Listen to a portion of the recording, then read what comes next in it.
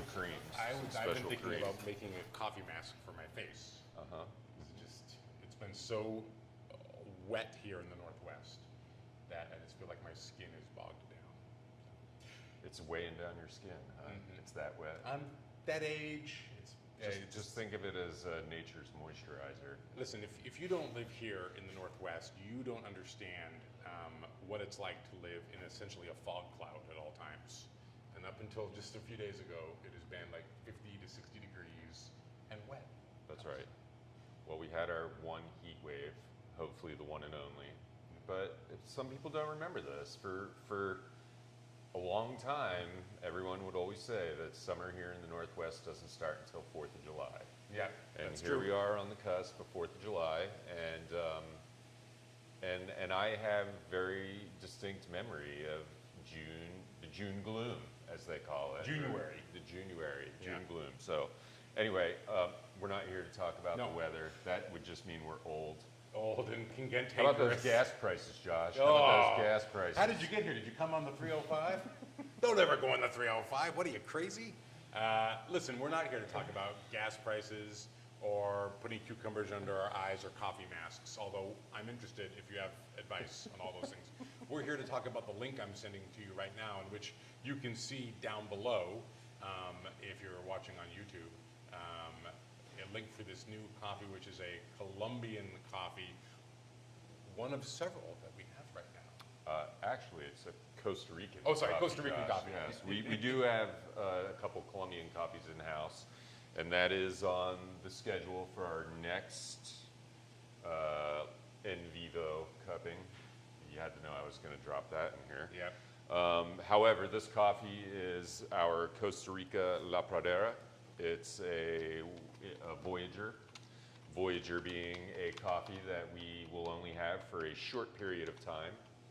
However, I do feel like this coffee will be around at least for a couple months. People are enjoying it so much that I ended up purchasing more of it and offering it as an origin coffee. So that's what we're tasting today, and going to talk a little bit about where it comes from and who are the people responsible for producing this coffee. As many of you know, we are our Hacienda La Manita. However, our friends at La Manita also have a ownership stake in this farm, La Pradera, the prairie, as we say. And it's real close. It's kind of around the corner, just sort of up high in the Tarrazú Valley, where we tend to find all these gems from Costa Rica that we've come to appreciate. So since we had run out of La Manita, I started looking around for another option. We will get the La Manita back, as I've said. However, it's usually a later delivery, and things being what they are in the world of logistics and freight, I anticipate that coffee to be back sometime in probably late July, maybe even into August. But in the meantime, we have this coffee, and I got to tell you, if you're a fan of the La Manita, or even if you're not, this is I've been enjoying it. As I told you earlier today, this is what I've been taking home pretty much every weekend since we've got this coffee, and it's stellar. It's a good one. Well, that's high praise. You know, when the person who's responsible for sourcing our coffee says that it's the coffee they're taking home on the weekends. Yeah. Take a hint. Yeah. So, like I said, it's from the Tarrazú Valley. It's 100% Catura is the variety here. It's fully washed coffee. Has some real, well, we'll get into taste it. Are we ready to Yeah. I see my Yeah, water the kettle water over is there on. steaming away. So I'm going to walk over, turn that off, let that just kind of cool off a sec so we're not, blowing this coffee out of the glass. So I'll let folks know as you're watching here, I've directed us to the website where you can find this Costa Rican coffee. You can move down through, you'll see that I'd also been sharing the coffee report. Please do, I always really want to make sure folks open that up and take a look at that. We have the roaster notes in here as well, right? Yep. Now, I was able to go down to this area with Bob and a few other folks from Dancing Goats Coffee about 2 years ago now. Seems like about 1,000 years ago. Yeah, tell me about it. And was able to visit and look at the operations here. Now, this is done on the Rio Tarazu, is that right? Correct. Yeah. The coffee is processed at what's called the BRT mill, or the Beneficio Rio Tarazu, and that mill, confluence of the Tarazu and Candelaria River, I believe. I can't believe I can't just recite that without even thinking about it. Yeah, as I said, historically, the area produces great coffees.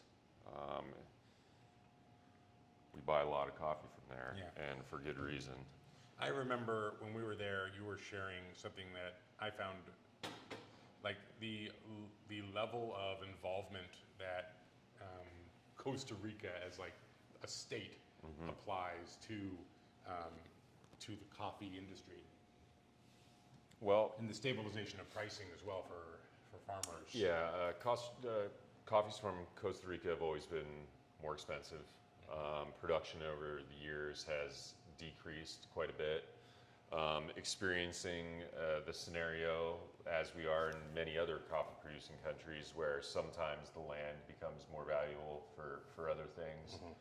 I guess the greatest example of this in Costa Rica would be what is called the Tres Rios area. And I've heard, I mean, I don't know what the current production out of Tres Rios is, but it's next to nothing compared to how much coffee that area used to produce. And the reason for it is its proximity to the town of San Jose. And literally the land's more valuable For to put homes. houses Yeah, and for homes, condos, and it's kind of a bedroom community for those that are commuting into San Jose. As the population grows, they move out, That's and out right. into what were traditionally That's right. agricultural lands. Yeah, yeah. And you know, we talk about our trips there, and I remember I don't know how long ago it was, but first couple trips, it gets dark at night, you look out across the valley and it was dark. And now you go out there, you look across the valley, Homes. and there's lights. So it's times are changing. We're aware of that. However, what it's done is it's made these coffees more of a valuable, precious resource. Costa Rica is not producing as much coffee as it used to. The dollar is not as valuable as it once was in Costa Rica. So you have these exchange rates that have a big impact on pricing down there. And it's like everywhere else, labor's gotten more expensive, agricultural inputs have gotten more expensive, there's less coffee available. You add all this stuff up, and next thing you know, boom, Costa Rican coffees are very similar in terms of their value and pricing as, I would say, some Panamanian coffees or Antiguan coffees from Guatemala. Same situation there. So, hey, that's fine. We're going to pay what we need to pay to get these coffees and to get them here in our roastery. So, there is still a very strong culture of coffee there. So, that's good. I do see more younger folks that are kind of taking over the farms from their parents or grandparents. So I don't feel like we're in a situation where coffee is just going to disappear from these areas. However, the level of production and the pricing mechanisms and so forth are such that you better be prepared to pay for it. So that's not me trying to butter up our customers for paying more for this coffee. It's actually including our customers into the decisions that go into this coffee, and also to help folks understand why these coffees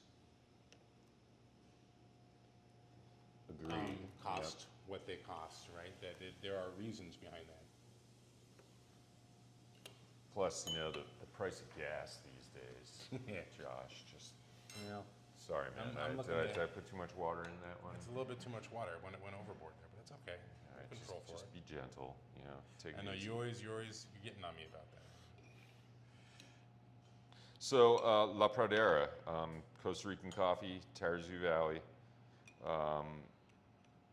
Just real wonderful, I can already smell flavorsome. like vanilla caramel kind of quality coming out of it. It's really powerful. The caramel is just Yeah, I got that sort of lemon zest came through real well for me on that break here.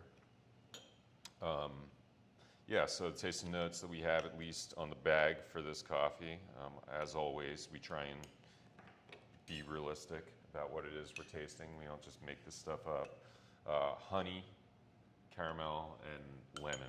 So, hey, there we go. We pretty much Yeah, got there it all is. that here on our break. So, yeah. So this is the time of year when, and possibly, you are looking for a coffee to drink cold. I know Bob was mentioning we just had our first kind of heat wave here, maybe one of one that we'll have for the year. But if it's warmer where you're at, icing coffees or making cold coffees, cold brew coffees might be what you're interested in. How would this coffee translate to a cold preparation, do you think? you know, I honestly haven't tried making cold brew with it. Well, then that's going to be my mission for this weekend. I would think that it would taste great. You know, usually these coffees that have kind of those citrus overtones, much like the lemon zest in this coffee. My favorite coffees to make cold brew with are some of our washed Ethiopian coffees, which we currently don't have. However, I'm hoping that that'll change here shortly, and something will be here in time for a summertime offering. But I think this coffee would be great. I really do think it'll just perform well in just about any brewing method or scenario that you could throw at it. Yeah, just great preparation, really good uniformity on the beans. I know the roasters, this was one that we kind of talked quite a bit about how we wanted to approach the roast profile on this one. So it's a medium lightish roast. We really want to kind of highlight some of those citrus flavors. Obviously the caramel is just going to shine through. So yeah, I think it's, I mean, it sounds cliche, but I think it's definitely a crowd pleaser. I think people are enjoying this coffee. We've gotten nothing but positive feedback. So as always, let us know what you think. And I have decided that we probably will keep this coffee around a little bit longer, even after the La Manita shows up. And as we were talking about, I think one of the things we notice is, you know, I don't necessarily want to run out of the La Manita again, so we might just hold on to this one a little while longer. We hear about it. Yeah. Customers, they don't like that. I know. Yeah, I'm gonna clean this up, man. It's just one of those things. I know, I've been watching it too. It's driving me nuts. See, the problem is I was trying to talk and smell at the same time. And as you may know, if you know me, sometimes chewing bubblegum and walking at the same time just doesn't work. So, thank you, Bob. You're welcome. Yeah. I was just going through and editing some older videos, and I'd done something similar before. And you're like, oh, slow down there, Chief.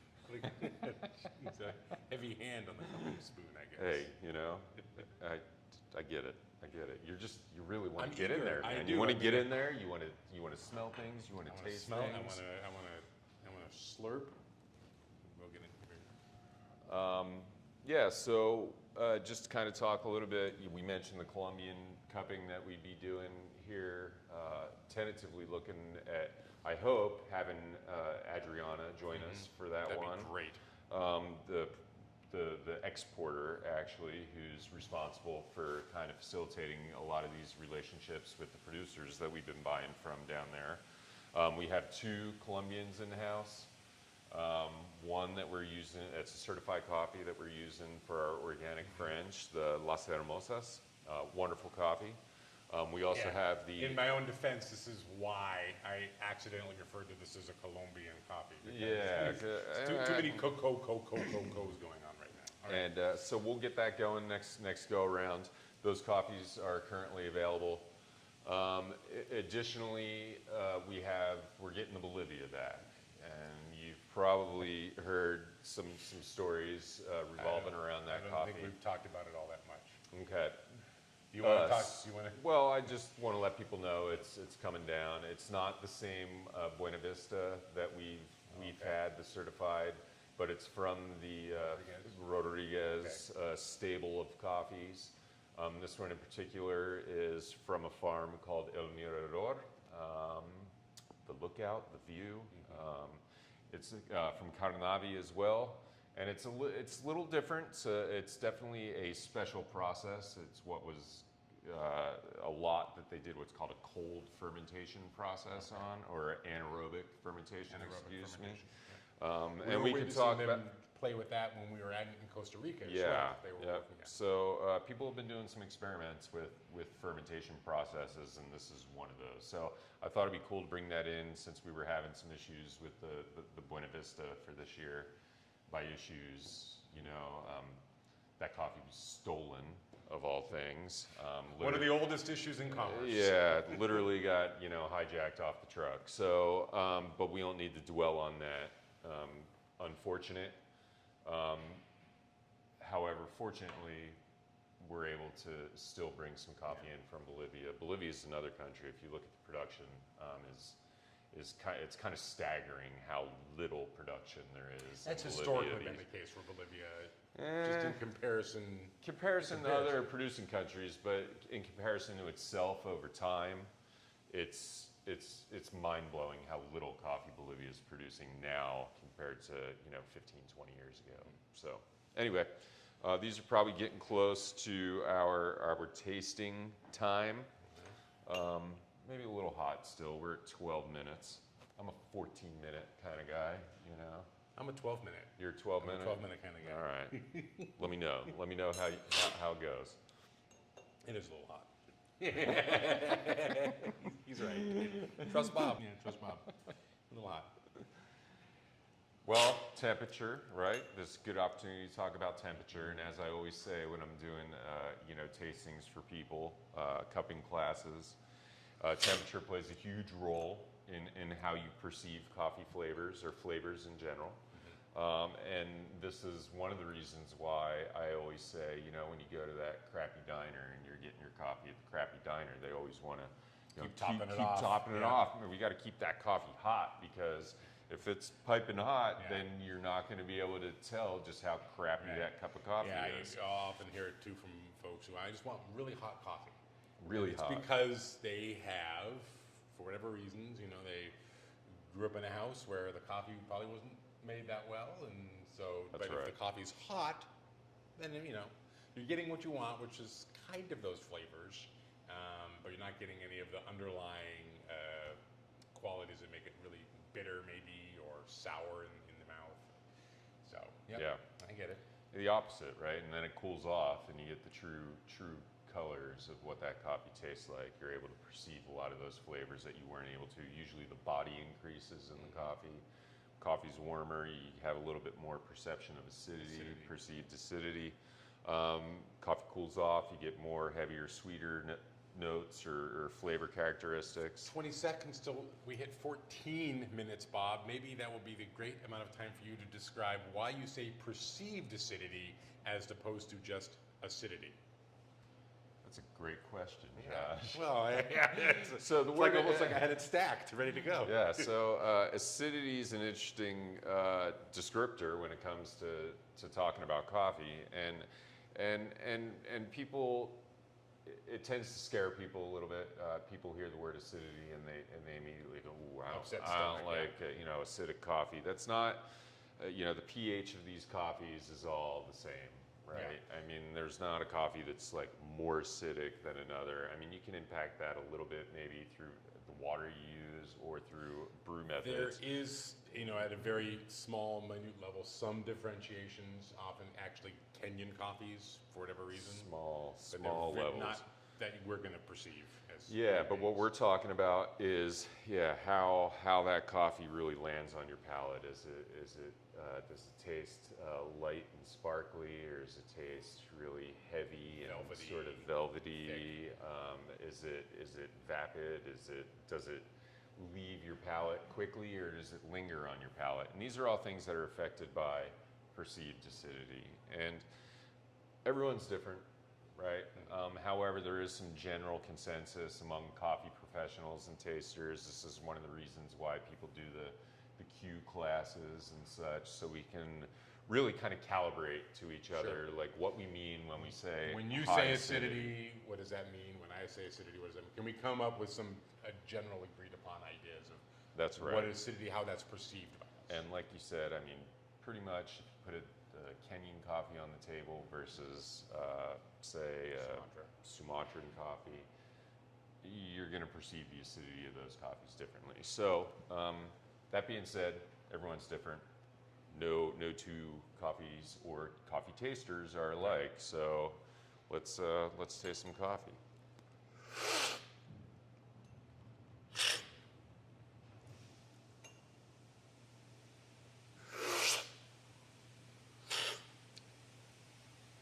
Of course, as soon as I say the word Kenya, I start experiencing a tomato-like quality. Which I did purchase a really nice Kenyan recently as well. So You heard it here first, folks. I'm going to insert a little da da da da da da da da, like a little breaking news. when you do the editing Yeah, after when I- the when I- fact, yeah. or did you just insert it? And edit here. Yeah. No, that's good. I can do it myself. So yeah, up front, I kind of still just get that lemon. It's almost like a lemon candy bar. You get the chocolate, you get the caramel, but then you get that little bit of a peel, like a zest. I believe it's lemon zest that It'd be like a lemon peel dipped in chocolate, right? There you go. Yeah, and I know there's been times where, I'm trying to remember, wasn't there an espresso drink that was served with, Yeah, well, where you take the lemon peel and you just sort of, Classically, a lot of Italian espresso sometimes maybe served with lemon peel, that acidity there to kind of work with the Robusta content that's in the coffee. okay, well, I'm kind of having that experience without the Robusta Without the Robusta. content. When I drink this coffee, I get